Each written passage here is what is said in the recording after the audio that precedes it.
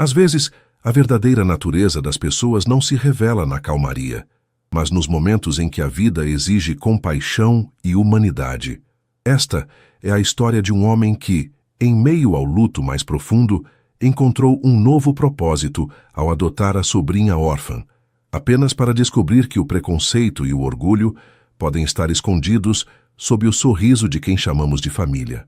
No cenário de um Natal que deveria ser de celebração, um ultimato cruel transforma a ceia em um campo de batalha emocional. Mas o que ninguém esperava era que o silêncio e a paciência seriam as armas de uma vingança tão meticulosa quanto devastadora. Prepare-se para ver como um simples "ok" pode ser o início do fim para quem acredita que o sangue vale mais do que o amor.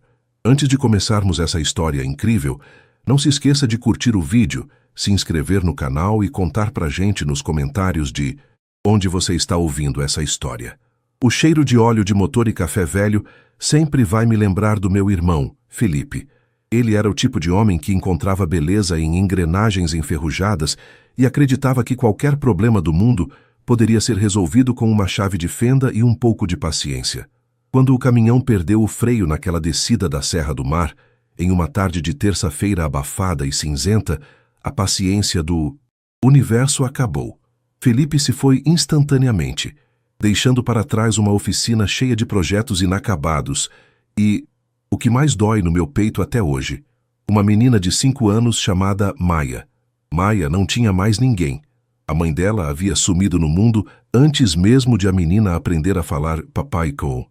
No dia do enterro, sob um sol escaldante que fazia o asfalto do cemitério de Vila Formosa emanar um calor insuportável, eu olhei para aqueles olhos castanhos, tão idênticos aos de Felipe, e fiz uma promessa silenciosa.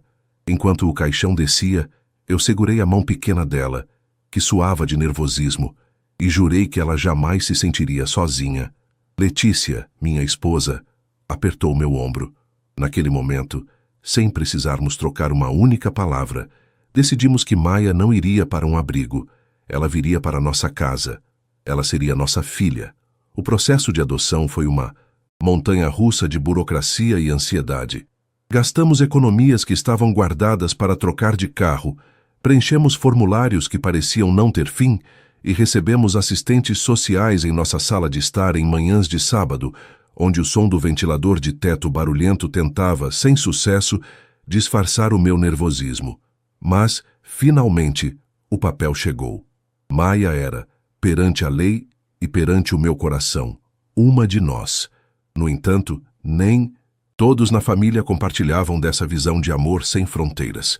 Minha sogra, Dona Odete, sempre foi uma mulher de tradições rígidas e um orgulho aristocrático que não condizia com o saldo da sua conta bancária. Ela morava em um casarão antigo, no bairro da Muca, cheio de móveis de jacarandá que cheiravam a lustra-móveis e mofo. Para ela, a linhagem era a coisa mais importante do mundo.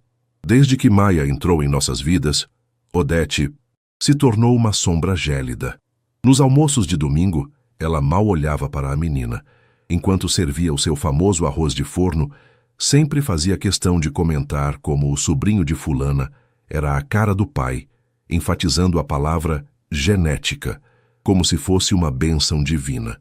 O clima começou a pesar de verdade quando dezembro chegou. O calor de São Paulo nessa época é sufocante.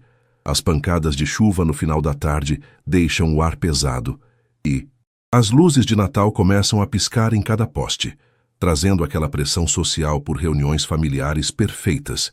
Estávamos na cozinha de Odete, o som dos carros passando na rua de paralelepípedos ao fundo, enquanto ela organizava a lista de quem traria o que para a ceia.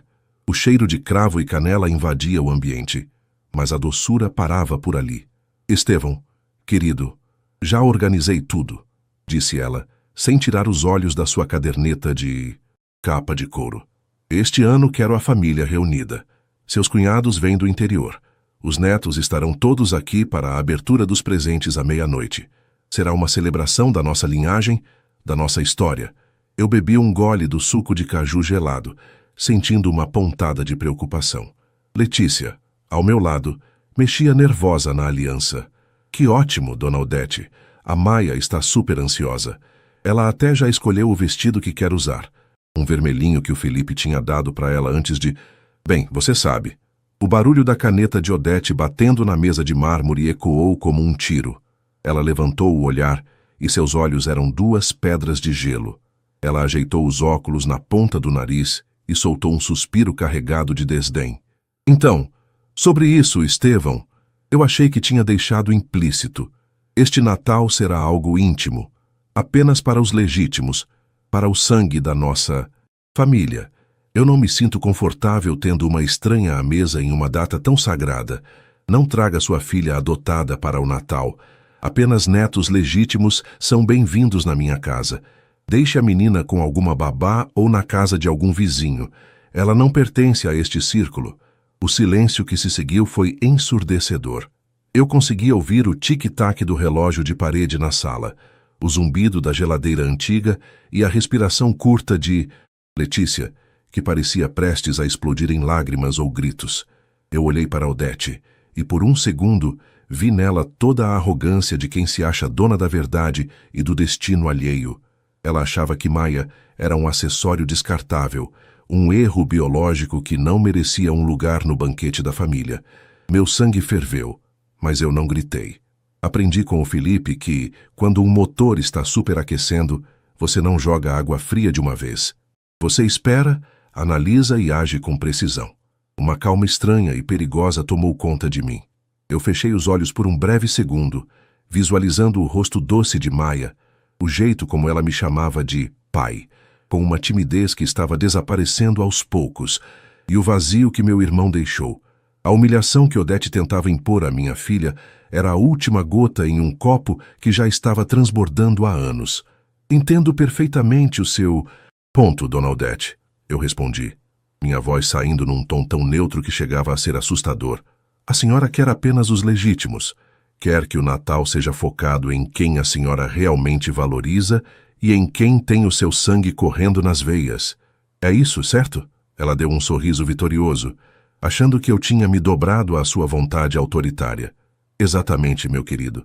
Fico feliz que você seja um homem sensato. Sabia que entenderia a importância de manter as tradições da família intactas. É para o bem de todos, inclusive da menina, que não se sentiria bem em um lugar onde não se encaixa. Ok, eu disse apenas. Levantei-me da cadeira, fiz um sinal para Letícia, que me olhava horrorizada, e caminhei em direção à porta. Não se preocupe, dona Odete. O Natal deste ano será exatamente como a senhora planejou. Eu garanto que a senhora terá exatamente o que pediu. Saímos dali sob o sol do meio-dia. Letícia começou a chorar assim que entramos no carro, perguntando como eu podia ter concordado com aquela monstruosidade. Eu apenas segurei a mão dela, olhei nos seus olhos e disse, confia em mim. Ela quer um Natal de sangue. Ela vai descobrir que o sangue pode ser muito mais amargo do que ela imagina. Eu já tinha um plano, e ele começaria com um presente que ela jamais esqueceria de abrir. O trajeto da Muca até nossa casa, na Vila Carrão, pareceu durar uma eternidade. O asfalto da Radial Leste refletia o mormaço, criando aquela ilusão de ótica de que o chão está derretendo, e o barulho incessante das buzinas parecia martelar na minha têmpora. Letícia não disse uma palavra durante os primeiros 20 minutos. Ela apenas olhava pela janela, os dedos batendo freneticamente no painel do carro, as lágrimas já secas, formando vincos salgados em seu rosto. Eu sabia que ela estava processando a monstruosidade que acabara de ouvir da própria mãe. Quando finalmente entramos na nossa garagem, o silêncio do carro foi substituído pelo som alegre de Maia correndo pelo corredor.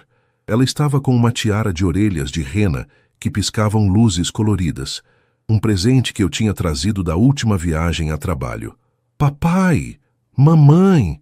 Olhem, eu aprendi a música da escola! Ela gritou rodopiando na sala, o sorriso banguela iluminando o ambiente de um jeito que fazia meu coração doer de tanta responsabilidade. Eu a peguei no colo, sentindo o cheiro de shampoo de morango e o calor daquela vidinha que agora dependia inteiramente de mim. Olhei para Letícia por cima do ombro de Maia. Minha esposa forçou um sorriso, um daqueles sorrisos que a gente usa quando a alma está gritando, mas o rosto precisa Ser um porto seguro. Ela beijou a testa da menina e foi para o quarto, sem dizer nada. Eu sabia que ela ia desabar. Mais tarde, depois que Maia adormeceu abraçada a um urso de pelúcia velho que pertencera ao Felipe, eu encontrei Letícia na varanda. Ela segurava uma taça de vinho, observando as luzes da cidade. O ar estava pesado, anunciando uma daquelas tempestades típicas de verão em São Paulo. Estevão, você enlouqueceu? Ela perguntou, a voz rouca. Como você pôde dizer ok para ela? Como você pôde concordar em excluir a nossa filha da ceia de Natal? Eu vi o brilho nos olhos da minha mãe quando você cedeu. Ela sentiu que ganhou a guerra, Estevão. Ela acha que pode ditar quem é família e quem não é. Eu me aproximei, sentindo o vento frio que começava a soprar, trazendo o cheiro de terra molhada. Letícia, escuta bem o que eu vou te dizer. Comecei, mantendo o tom de voz baixo para não acordar Maia. Sua mãe passou a vida inteira usando a família como uma ferramenta de controle. Ela manipula todo mundo através da culpa e desse status de matriarca da linhagem. Se eu tivesse gritado lá na cozinha, nós seríamos os vilões. Ela se faria de vítima para os seus irmãos, diria que eu fui desrespeitoso e que a Maia é o motivo da discórdia. Eu não vou dar esse gostinho a ela. E o que você vai fazer? Vai deixar a Maia com uma babá enquanto a gente finge que está tudo bem na muca? Eu não vou, Estevão. Eu prefiro passar o Natal na rua com a minha filha do que naquela mesa podre. Nós não vamos para a muca, Letícia. Mas sua mãe não precisa saber disso ainda. Ela quer um Natal de sangue. Ela vai ter. O que ela se esqueceu é que, sem a gente, a engrenagem daquela casa simplesmente não gira.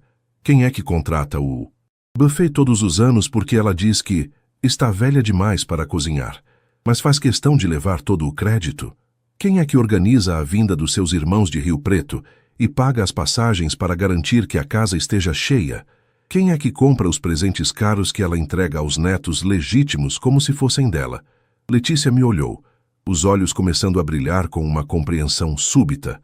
Você não vai cancelar o buffet. Eu já cancelei, meu amor. Cancelei o buffet, as passagens dos seus irmãos e até a equipe de limpeza que ela usa para preparar o casarão. Mas eu fiz isso de um jeito que ela só vai descobrir na véspera. E tem mais. Eu reservei um chalé em uma pousada na Serra da Mantiqueira, Campos do Jordão, do jeito que a Maia sempre quis, para ver a cidade do Papai Noel. Vamos nós três. Só nós três. O verdadeiro sangue, Letícia, não é o que está nas veias. É o que a gente dá pela vida do outro. E eu não vou permitir que a Maia passe um segundo sequer respirando o mesmo ar tóxico daquela mulher. Nos dias que se seguiram, agi como um ator de cinema. Quando Dona Odete ligava, eu atendia com uma cortesia quase exagerada. Já está tudo certo para o Natal, Estevão? Ela perguntava, a voz carregada de uma superioridade vitoriosa. Fiz questão de polir os talheres de prata da minha avó. Afinal, uma ocasião tão seleta exige o melhor. E quanto à menina, já resolveu onde ela vai ficar? Está tudo resolvido, Dona Odete. Maia estará em um lugar onde ela será muito bem tratada e receberá toda a atenção que merece. A senhora nem vai notar a ausência dela. Garanto que a senhora terá o Natal que pediu. Apenas os legítimos. Excelente, querido. Você finalmente entendeu o seu lugar nesta família. O dia 24 de dezembro amanheceu com um sol tímido, logo escondido por nuvens carregadas. Enquanto São Paulo entrava naquele caos pré-feriado, com as marginais travadas e as pessoas correndo desesperadas pelos supermercados, nós estávamos terminando de colocar as malas no carro. Maia estava radiante, vestindo o tal vestido vermelho que meu irmão comprara. Ela não entendia a complexidade da situação. Para ela, estávamos apenas indo para uma aventura. Nas montanhas. Deixei um pacote na portaria do prédio da Dona Odete logo cedo. Um presente embrulhado em papel dourado com um laço de fita azul. Dentro não havia joias, nem perfumes, nem nada que ela pudesse ostentar. Havia apenas um cartão e algo que ela só entenderia quando o relógio marcasse a hora da ceia. No cartão, escrevi com minha caligrafia mais firme: para a mulher que valoriza o sangue acima de tudo, que o seu Natal seja tão puro e autêntico quanto as suas intenções. Aqui está o seu presente. Pegamos a estrada às 10 da manhã. À medida que subíamos a serra, o ar ficava mais fresco e a poluição da capital era substituída pelo verde das araucárias. Meu celular estava no silencioso, jogado no console do carro. Eu via a tela acender de tempos em tempos. Primeiro, eram mensagens de texto. Depois, começaram as chamadas. A primeira ligação de Dona Odete foi às 14h, provavelmente a hora em que o buffet deveria ter chegado para começar os preparativos da ceia, que alimentaria 20 pessoas. Ela devia estar estranhando o atraso. A segunda foi às 15h, talvez o momento em que ela ligou para os filhos em Rio Preto e descobriu que as passagens não existiam e que eles, por falta de aviso e transporte, tinham decidido passar o Natal em suas próprias casas. Às 18h, as chamadas se tornaram frenéticas. Eu imaginei a cena. Ela sozinha naquela mansão enorme, com os talheres de prata polidos sobre uma mesa vazia, o cheiro de mofo dos móveis de jacarandá sendo a única companhia, sem comida, sem decoração, sem os netos legítimos e, principalmente, sem os servos, que ela tanto desprezava, mas de quem era totalmente dependente. Maia, no banco de trás, cantava alegremente enquanto olhava as vacas no pasto. Letícia segurou minha mão e sorriu, um sorriso real, leve. "Você acha que ela vai entender?" Ela perguntou. "Ela vai entender que o sangue dela não consegue comprar uma companhia sequer se não houver amor", eu respondi. "E ela vai entender que, quando você tenta expulsar um membro da família, você corre o risco de ficar do lado de fora da porta." O celular brilhou novamente. 15 chamadas perdidas. 18, 22. O número não parava de subir. Dona Odete estava começando a entrar em pânico. Ela estava prestes a descobrir que o presente que eu deixei para ela era a coisa que ela mais temia no mundo. A verdade nua e crua da sua própria solidão. O ar de Campos do Jordão era exatamente o que precisávamos. Gelado, puro e carregado com aquele perfume inconfundível de lenha queimada e terra úmida.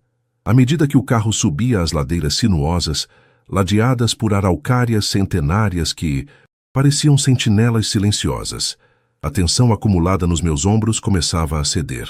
O recanto das araucárias, a pousada onde reservei nosso chalé, era um refúgio de madeira e pedra, com uma lareira de tijolos aparentes que já estava estalando quando entramos.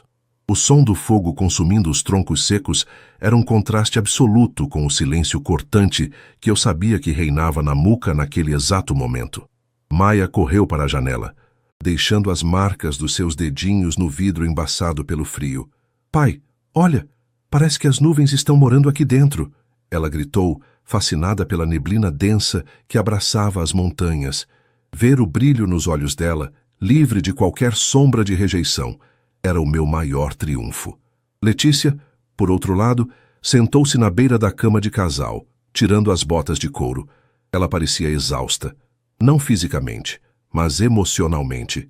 O peso de trair a mãe no dia de Natal ainda flutuava sobre ela, uma névoa de culpa que eu precisava dissipar.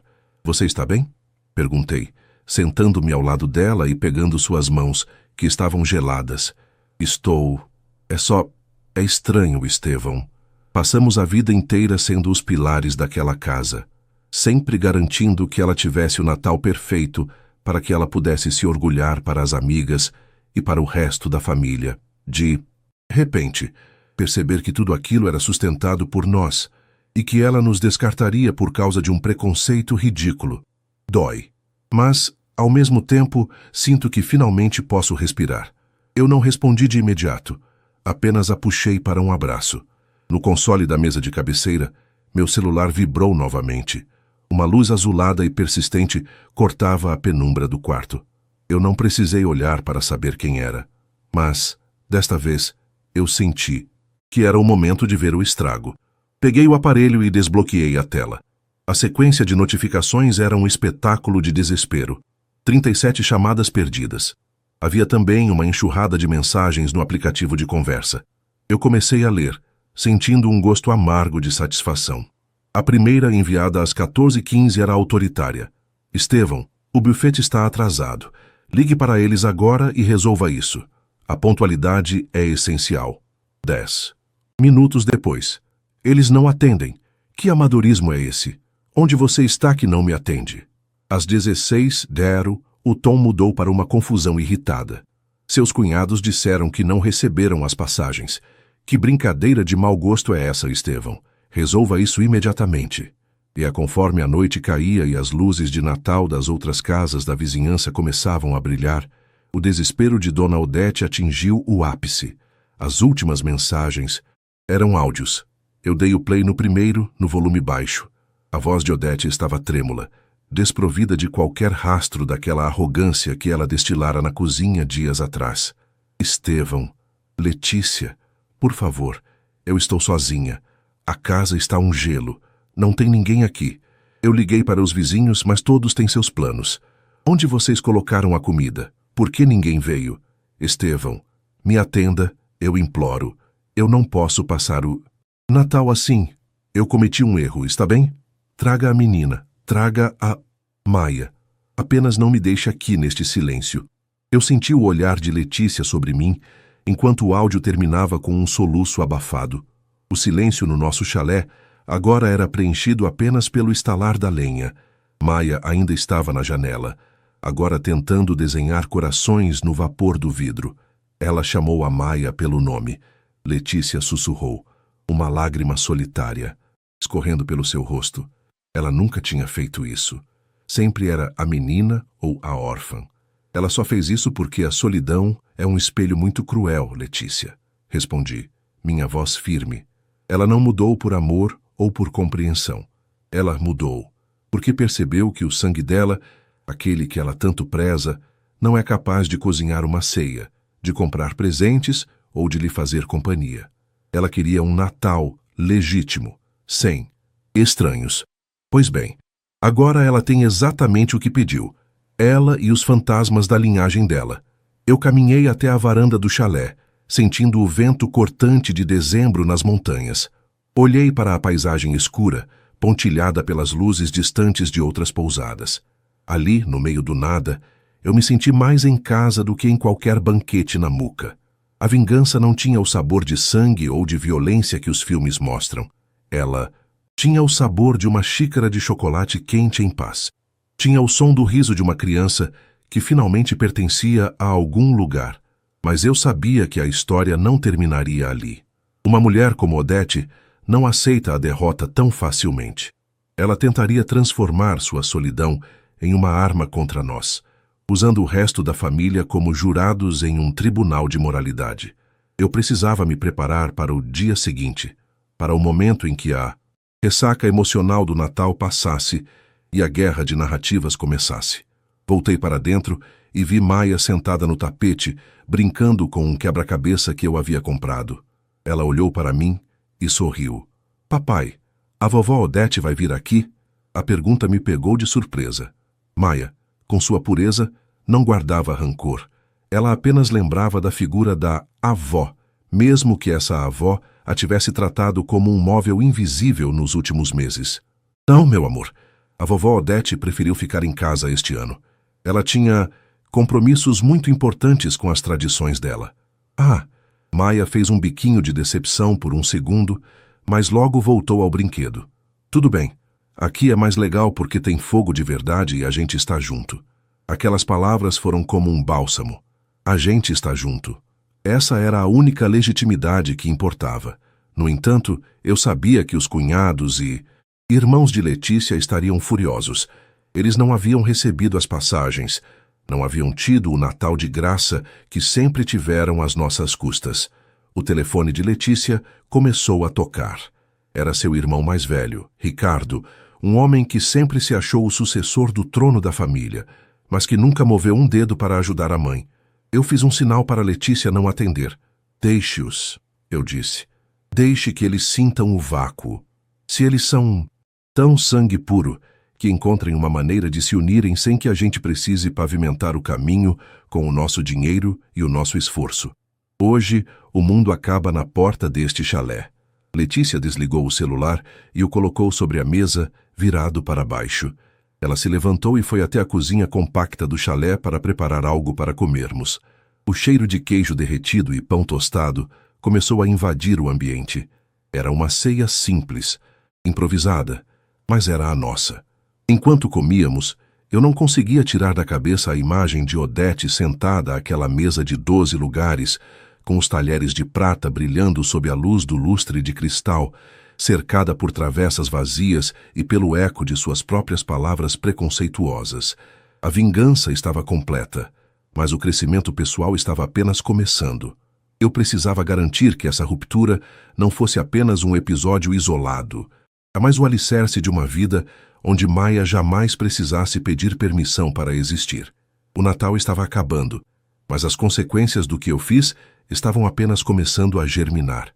E eu estava pronto para enfrentar cada uma delas, desde que tivesse minha filha e minha esposa ao meu lado.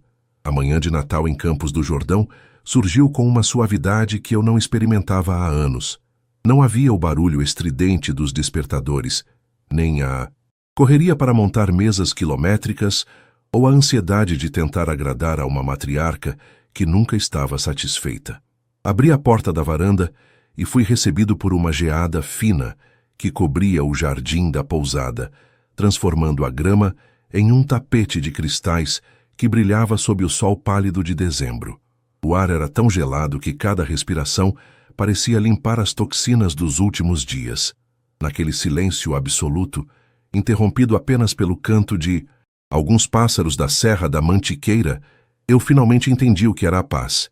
Maia acordou logo depois, pulando na nossa cama com uma energia que só uma criança que acredita em magia possui. "Papai, olha o que eu ganhei!" ela exclamou, segurando um kit de desenho que eu havia escondido sob a mesa de centro. Ela passou a manhã inteira sentada no tapete, pintando árvores azuis e sóis roxos, completamente alheia ao caos que eu havia desencadeado na capital. Letícia e eu tomamos café na cozinha do chalé. Pão na chapa feito na chapa de ferro, queijo canastra derretido e um café coado na hora que perfumava todo o ambiente. Era um Natal de simplicidade, mas de uma riqueza que o dinheiro de Odete jamais poderia comprar. No entanto, o mundo digital não perdoa. Quando finalmente liguei a internet do celular, o aparelho quase travou com a quantidade de notificações. O grupo da família tradicional, como Odete gostava de chamar, estava em chamas. Ricardo, o irmão mais velho de Letícia, tinha enviado dezenas de mensagens em tom de indignação. Ele e os outros irmãos estavam furiosos porque as passagens de ônibus e as reservas de hotel que eu sempre pagava, como um agradecimento implícito por me deixarem fazer parte do clã, simplesmente não existiam. Eles chegaram à rodoviária de Rio Preto e descobriram que estavam por conta própria. Sem o meu suporte financeiro e logístico, o Natal deles desmoronou. A hipocrisia era fascinante. Aquelas pessoas que enchiam o peito para falar de sangue e linhagem não tiveram a decência de se organizar para visitar a própria mãe quando o patrocínio acabou. Eles não eram uma família, eram um consórcio de interesses sustentado pelo meu esforço. Decidimos voltar para São Paulo no dia 27. O trajeto de volta foi tranquilo, com Maia dormindo no banco de trás, abraçada ao seu novo estojo de lápis de cor. Mas eu sabia que a jornada só terminaria quando eu olhasse nos olhos de Odete uma última vez. Não por ódio, mas por encerramento. Deixamos Maia na casa de uma grande amiga nossa, alguém que ela chamava de tia por escolha, não por DNA, e fomos até o casarão da Muca. O bairro, com suas ruas largas e sobrados antigos, parecia melancólico sob o céu cinzento de fim de ano. Quando estacionei em frente à casa de Odete, notei que as luzes de Natal da fachada estavam apagadas. Algumas guirlandas tinham caído com o vento e balançavam tristemente no portão de ferro. Entramos com a nossa chave, que ela nunca pedira de volta. O cheiro de lustramóveis e mofo parecia mais forte, talvez porque o ar estivesse estagnado. Encontramos Odete sentada na poltrona da sala de estar, a mesma onde ela costumava dar suas ordens. Ela parecia menor, mais frágil, envolta em um xale de lã, mesmo com o calor abafado da tarde. Na mesa lateral, o pacote dourado que eu deixara estava aberto. O cartão que escrevi estava caído no chão. "Vocês vieram", ela disse, a voz fraca, sem olhar para nós. Viemos buscar o que restou da nossa dignidade, Dona Odete. Eu respondi, caminhando até o centro da sala.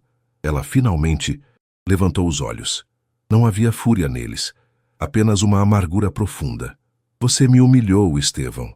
Você me deixou sozinha na noite mais importante do ano. Meus filhos não vieram. Meus netos não ligaram, a não ser para reclamar que as passagens não foram pagas. Eu fiquei aqui com aquela mesa vazia, olhando para as paredes. Você tem ideia do que é passar o Natal no escuro, esperando por pessoas que só aparecem quando tudo é fácil? Agora a senhora sabe como a Maia se sentiria. Letícia interveio, sua voz firme como eu nunca tinha ouvido antes. A senhora queria um Natal só com os legítimos. Pois bem, o resultado foi esse.